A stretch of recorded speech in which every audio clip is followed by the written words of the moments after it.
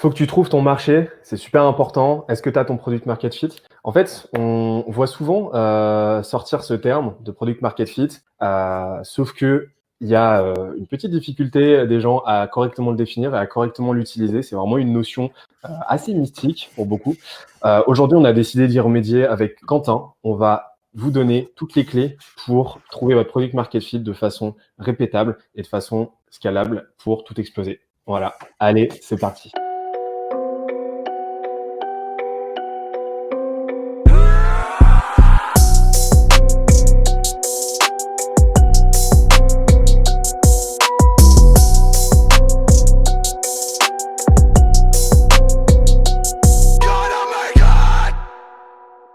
Salut Quentin, ça va? Salut, ça va et toi?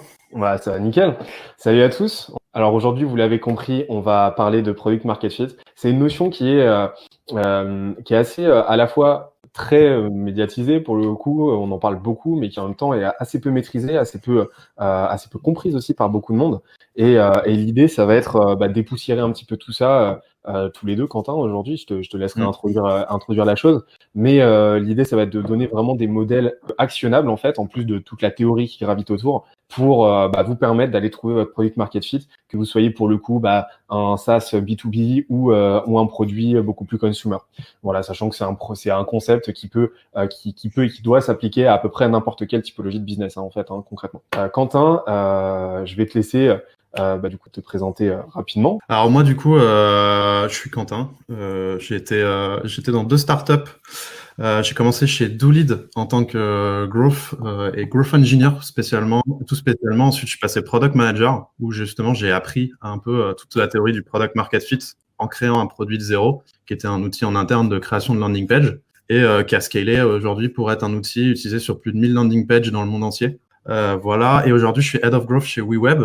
On pourra en parler peut-être après, mais en gros, mon but, c'est une boîte qui est hyper early stage, et mon but, c'est de trouver le product market fit pour cette boîte avant de lancer la machine de growth. Parce que typiquement, ce qu'on va voir, c'est que le product market fit, c'est très important avant de passer dans le growth tel qu'on l'entend en France, qui est plus la partie marketing, sales. Bah Voilà. c'est ça, c'est qu'on entend beaucoup parler de growth et pour le coup le growth c'est trop bien. Mais avant de faire de la croissance intelligemment, il faut déjà savoir comment la fuseler, il faut savoir dans quelle direction on va en fait. Mm, Et le product exactement. market fit, ça va justement être l'outil qui va nous permettre de mesurer le bon timing pour justement lancer la machine comme tu l'as dit et commencer à Mm. générer des leads dans tous les sens et commencer à faire du gros chiffre quoi. Exactement. Ok, donc aujourd'hui, comment on fait exploser ta boîte grâce au product market fit? Donc encore une fois, un petit résumé. Comme je l'ai dit, je suis passé chez Doolid, je suis head of growth chez WeWeb, juste pour faire un petit pitch sur WeWeb. Nous, on est un website builder no code, un peu à la manière d'un Webflow, mais la différence, c'est qu'on veut scaler avec les entreprises, dans le sens où en fait, on est un builder sur l'infrastructure actuelle des sites. Si les gens développent en React, en Vue ou n'importe quel framework, en fait, on va proposer une interface sur ce site, contrairement à Webflow, en fait, on est coincé dans le tout. Donc ça, voilà, c'est typique web, on va passer à la suite. N'hésitez pas à me contacter si vous voulez sur Twitter et LinkedIn, il n'y a pas de problème, je réponds, je ne mords pas. Et tout de suite, on va commencer par qu'est-ce que le product market fit, parce que c'est bien beau d'en parler. Encore, faut-il avoir une définition. Alors, c'est assez marrant parce qu'il n'y a pas longtemps, c'est vraiment par pur hasard, il y a monsieur Andrew Chen qui a partagé ça sur LinkedIn. Je sais pas si tout le monde voit qui est Andrew Chen, c'est le premier growth chez Uber, je crois que c'était dans les 10 premiers employés de Uber à l'époque. Aujourd'hui, c'est un partenaire chez Andreessen Horowitz, qui est un des plus gros fonds d'investissement aux États-Unis. Et en gros, ce qu'il vous dit, c'est tu lances une boîte, t'es en seed ou en série A, ce qu'il faut faire, c'est trouver ton product market fit. C'est même pas essayer de faire de la growth tel qu'on l'entend ou de scaler tout de suite. Ça ne se fait pas. Typiquement, voilà, ça c'est la courbe. Qu'est-ce que c'est le product market fit? En fait, ça c'est la courbe de l'attraction. On voit qu'avant le product market fit, c'est une attraction qui est plutôt lente, et après le product market fit, ça explose. Et ce qu'on entend par growth, surtout en France, c'est cette partie où ça explose. On va typiquement faire beaucoup de lead gen, de demand gen, que ce soit du scrapping, que ce soit de l'enrichissement de données, que ce soit des campagnes de PPC, ce genre de choses. Mais en fait, nous, ce qui va nous intéresser aujourd'hui, c'est cette partie en amont. Parce que sans product market fit, on peut pas passer à la suite. Ce que tu dis, c'est effectivement que, en gros, en France, la maladie du siècle dans l'entrepreneuriat, c'est de justement avoir une approche un peu algorithmique. C'est ça où tu te dis, voilà, si je fais un produit avec un ciblage pas trop mal fait et que je bourrine assez fort, je vais pouvoir forcément, quoi qu'il arrive, trouver des clients. Et c'est comme ça qu'on se retrouve avec des boîtes un peu machine à burn-out en fait qui consacrent Ouais. énormément d'énergie et de temps à pédaler un peu dans la semoule et avoir des résultats pas forcément très satisfaisants quoi. Ouais, exactement. Ce qu'on voit en fait aux États-Unis, c'est pas pour rien qu'on est tous comme des fous quand on utilise Webflow, Airtable ou Notion, c'est que les produits sont ouf. Et en fait, ce que les mecs ont fait en premier, c'est qu'ils ont trouvé leur product market fit sur des early adopters, on va en parler par la suite. Et le produit était tellement fou qu'en fait, ils avaient déjà du bouche à oreille et une traction sans rien faire. Enfin, sans rien faire. Ils ont fait des interviews, on va voir tout ça par la suite. Mais c'est qu'en fait, leur marketing est simplifié. La growth, c'est un accélérateur et on vend pas, on fait faire de la growth sur un mauvais outil, un mauvais produit, bah, ça marchera pas au final parce que ce qui est important, c'est ce que tu vends, c'est ton produit. Et les États-Unis ont cette école du produit qu'on n'a peut-être pas assez en France, où on arrive à trouver des clients parce que pour l'instant, il y a des niches qui sont pas encore traitées. Et c'est justement autant y aller avec une belle boîte, avec un beau produit, mais on peut leur vendre un produit un peu bancal. Mais le truc, c'est quand typiquement tu lances un Airtable-like, mais que tu as Airtable qui arrive en France, bah, ce qu'il va faire, c'est que lui, il va te piquer le marché, son produit est mieux et il va même pas se faire chier à te racheter. Donc en fait, tu auras tout perdu, tu auras cramé de l'argent pour rien. C'est ça. Et souvent, en France, on a un focus sur le marché plutôt que sur le produit, ouais. Et on se pose pas à laisser la question de. On a souvent une vision assez industrie. On va regarder ce que font les concurrents. On va pas assez regarder ce qu'attend réellement le marché et comment ils se comportent avec notre produit. Ça, finalement, ça nous intéresse assez peu, quoi.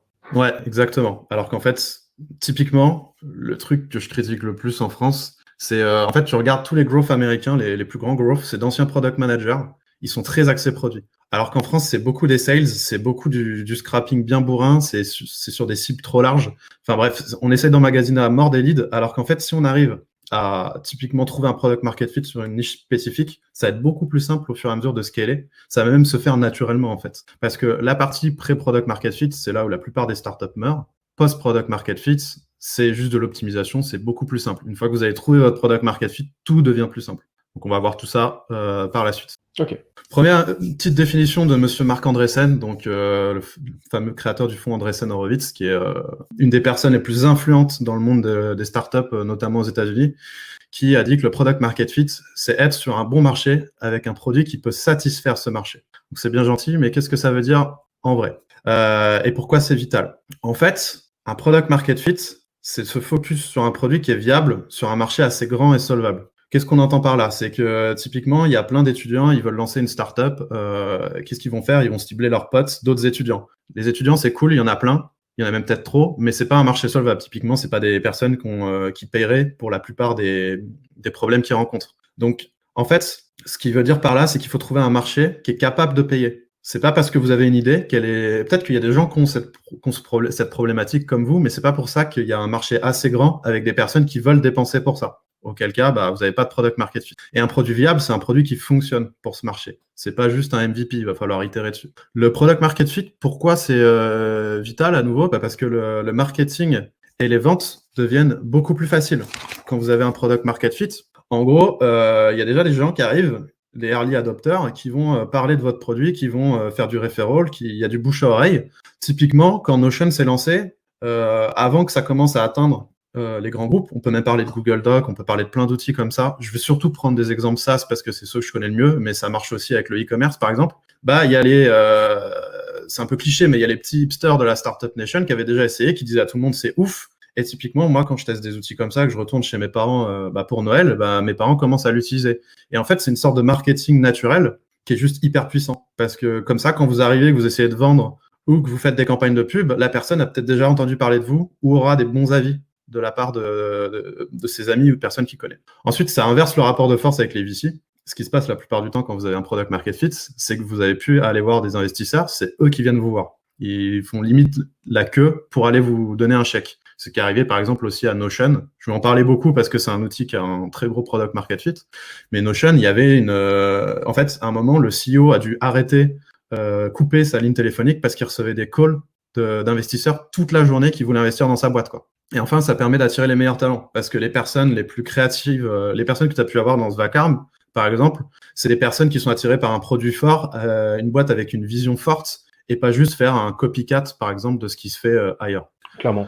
Du coup, on en arrive à quoi ressemble le product market fit. Enfin, le product market fit, c'est vital, c'est important, mais à quoi ça ressemble?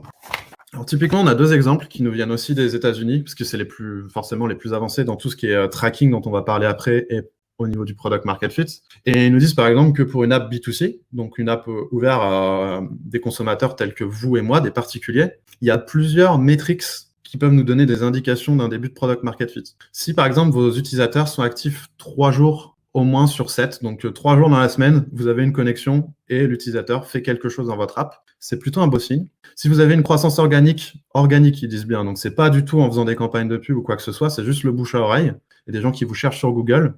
de 100 sign-up par jour, c'est plutôt bon signe. L'activation rate de 30%, donc ça c'est quoi? C'est les utilisateurs qui vont utiliser votre application typiquement dans le lendemain de leur inscription. Donc si vous avez 30% des personnes qui viennent de s'inscrire qui vous réutilisent dès le lendemain, pareil, plutôt bon signe. Et le dernier point, c'est une traction de plus de 100 000 utilisateurs. En gros, vous regardez votre courbe, vous vous dites, c'est bon, je vais arriver à 100 000 utilisateurs assez simplement, sans même trop me forcer niveau marketing. Et ces critères, du coup, c'est un des 4 critères qu'il faut retrouver ou c'est forcément plusieurs ou tous? Alors, le problème du product market fit, d'ailleurs, je m'excuse par avance, c'est une presse. Je vais essayer de vous montrer des choses concrètes, notamment au niveau du tracking, mais c'est une presse qui se veut assez théorique parce qu'en fait, ça dépend de chaque boîte et de l'expérience de chacun. C'est que la plupart du temps, si tu as un des 4, c'est déjà pas mal. Si tu as les 4, clairement, je pense que tu l'as. Après, tu as des métriques qui peuvent être très différents. C'est vrai, dépend vraiment de tout le monde. Je sais plus si c'était si c'est la Livestorm, j'ai un pote qui est product manager chez eux qui me disait, mec, on commence à avoir tellement de questions sur notre support qu'on n'arrive plus à les traiter. On doit embaucher 3 personnes en customer support par semaine. Ça, souvent, c'est un gros signe de product market fit parce que quand tu as des gens qui te posent des questions, tu sais qu'il y a de l'utilisation et qu'en fait, les gens n'ont pas envie de quitter ta plateforme, sinon ils s'embêteraient même pas à te poser des questions. Donc, ça peut être des choses comme ça peut être des choses comme j'ai plus le temps de gérer toutes les tâches qui arrivent, je suis obligé de passer mon temps en tant que CEO, par exemple, à juste embaucher tout le temps. Bah, pareil, là, tu as plutôt un product market fit. Ça peut être des métriques aussi peu intuitives en fait que ouais, le nombre de questions qu'on a sur le support et le mécontentement ou en tout cas le nombre de tickets qu'on a, quoi. Ouais, le mécontentement, c'est un gros truc. Le mécontentement, ça prouve que les gens, c'est très utilisé le NPS, par exemple le Net Promoter Score. Si les gens te tannent pour des features, mais que d'un côté de ça, t'as un NPS qui est très bon, donc de 9 ou 10, ça veut dire que les gens adorent ton produit et qu'il y a des choses qui leur manquent tellement, qu'ils ont tellement envie de l'utiliser, qu'ils vont te saouler sur ton support pour avoir ces features. Ça, c'est un super bon signe. Ça veut dire qu'ils sont pas prêts de te quitter. Parce que si les mecs, ça les intéressait pas, bah, ils te poseraient même pas de questions, en fait. Donc, ça peut être des métriques, des fois, assez contre-intuitifs. Ok. Là, si on passe sur une SaaS B2B, donc ça, je connais bien parce que bah, WeWeb en est une. Et la plupart des outils dont je parle, c'est des softwares as a service qui vendent à des entreprises. Il y a des métriques qui sont très connues. Ça, c'est des métriques aux États-Unis. Tout le monde en parle. On est à peu près dans les mêmes ordres d'idées maintenant en Europe. En gros, un taux de conversion de gratuit à payant, genre typiquement si vous avez un trial ou un freemium, bah vous avez 5% ou plus de taux de conversion sur ces personnes gratuites qui vont passer en switcher en payant. Ça, c'est bon signe. En B2B, 5%, c'est déjà pas mal. Hein. Ça, c'est un des métriques les plus importants si vous commencez à faire du market, c'est que votre coût d'acquisition, bien d'acquisition, hein, pas de clic ou on s'en fout, vraiment d'acquisition, quel que soit votre canal, par rapport à votre lifetime value est 3 fois inférieur. Donc, ça veut dire que votre lifetime value est 3 fois supérieur à votre coût d'acquisition. Pour mieux expliquer ça, c'est en gros, je paye une acquisition 10 euros. Il faut qu'en moyenne, un client, sur toute sa lifetime avant qu'il churn, donc avant qu'il quitte éventuellement mon app, m'ait rapporté 30.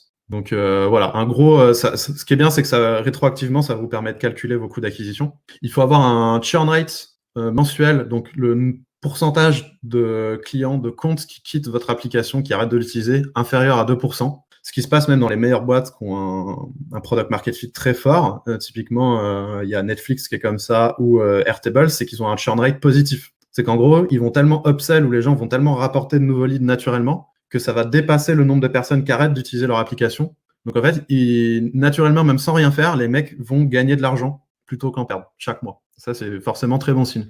Et enfin, l'attraction, c'est d'arriver à plus de 100 000 euros ou dollars de MRR, donc de Monthly Recurring Revenue. Si vous avez tout ça, globalement, vous avez un PMF. Ok.